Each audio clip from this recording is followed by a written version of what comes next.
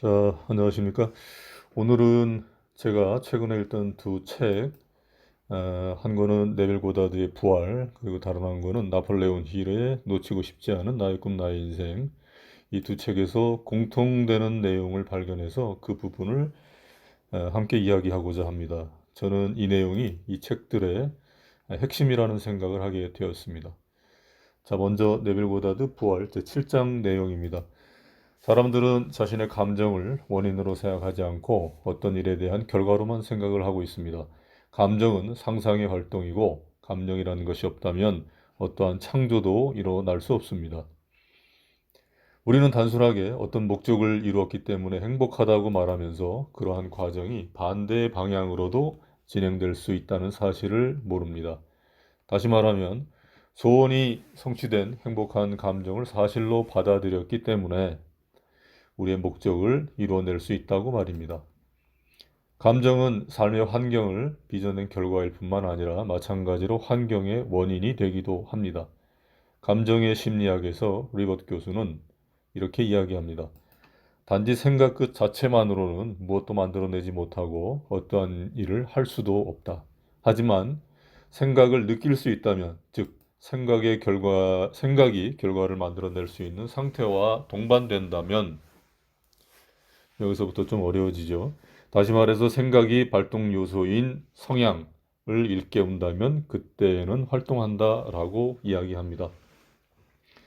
아마 리버 교수는 이제 학자이기 때문에 이렇게 표현을 하다 보면 또는 이제 번역하다 보면 말이 조금 어려워지겠는데 여기서 얘기하는 생각이 결과를 만들어낼 수 있는 상태와 동반한다면 이 상태라고 하는 것이 느낌과 감정을 얘기하는 것 같습니다. 그리고 다음 줄에서 얘기하는 생각이 발동 요소인 성향을 일깨운다면 여기서 성향이라는 것도 저는 감정과 느낌을 얘기합니다. 이렇게 말을 바꿔서 다시 한번 읽어보면 단지 생각 그 자체만으로는 무엇도 만들어내지 못하고 어떠한 일도 할 수 없다. 하지만 생각을 느낄 수 있다면 즉 생각이 결과를 만들어낼 수 있는 느낌과 동반한다면 다시 말해서 생각이 발동 요소인 느낌과 감정을 일깨운다면 그때는 활동한다 라고 이렇게 이야기하면 알아듣기가 훨씬 좋을 것 같습니다. 자, 제 생각은 이렇습니다.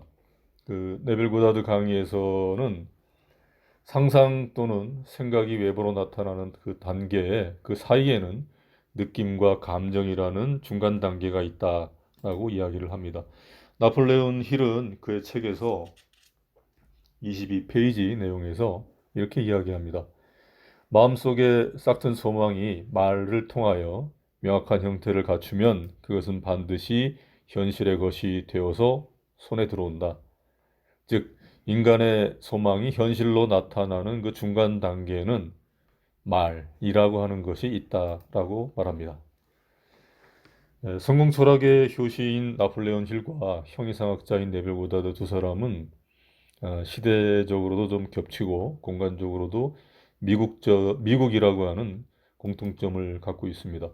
나폴레온 힐이 네빌 고다드보다 조금 먼저 태어났습니다. 1883년이니까 네빌 고다드는 1905년입니다. 1883년은 우리가 84년에 갑신정변, 김옥균의 갑신정변이 일어났으니까 이제 그 시대쯤에 태어난 인물입니다. 네빌 고다드는 이제 1905년, 한일 합방이 1910년이니까 바로 그 시대쯤 태어났고 두 사람이 사망한 연대는 한 사람이 1970년, 한국의 한 사람이 1975년이니까 이제 비슷합니다.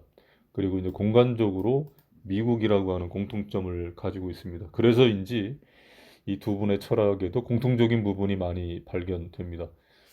제가 어떤 철학사를 다루고자 하는 마음은 없습니다. 제가 이 두 사람의 책을 읽는 중에 공통점과 어떤 다른 점을 발견할 수가 있었습니다. 그 공통점은 두 사람 모두 소망과 현실이라는 그 중간 단계를 이야기를 합니다. 나폴레온 힐은 소망, 그리고 언어화, 그리고 마지막에 현실의 구현이라는 3단계를 이야기하고 네빌 고다드는 상상, 그리고 느낌, 그리고 현실의 구현이라는 3단계를 이야기합니다. 하지만 이것은 언어하든 느낌이든 말이든 감정이든 이건 표현의 차이일 뿐 사실 같은 것을 이야기합니다. 아마 그 이재성 작가의 그 꿈꾸는 다락방에서 나오는 RNVD, 생생하게 뭐 vivid dreaming이라고 하는 이런 표현인데, 생생하게 꿈꾸고 생생하게 어떤 언어화를 해서 이미 소원이 성취됐다는 것을 지속적으로 반복한다라고 한다면 그것은 머지않은 시절에 곧 이루어진다라는 것과 맥락을 저는 같이 한다고 보았습니다. 다른 점은 네빌 고다드가 기독교라고 하는 종교적인 색채를 약간 가지고 있다는 점과 그들이 사례로 들고 있는 것이 조금 다르다라고 하는 것입니다. 저는 위에 두 사람의 성공 철학을 아래 한 줄로 표현할 수 있다고 생각을 해보았습니다. 항상 기뻐하라, 쉬지 말고 기도하라, 범사에 감사하라. 이것을 제 나름대로 풀어보면 상상만 해도 즐거운 어떤 일이 이미 이루어졌을 때의 그 느낌과 기분을 생각하면서 항상 기뻐하라.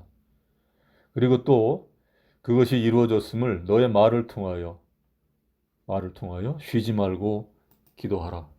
그리고 그 결과에 연연해 하지 말고 모든 일에 범사에 감사하라고 말입니다.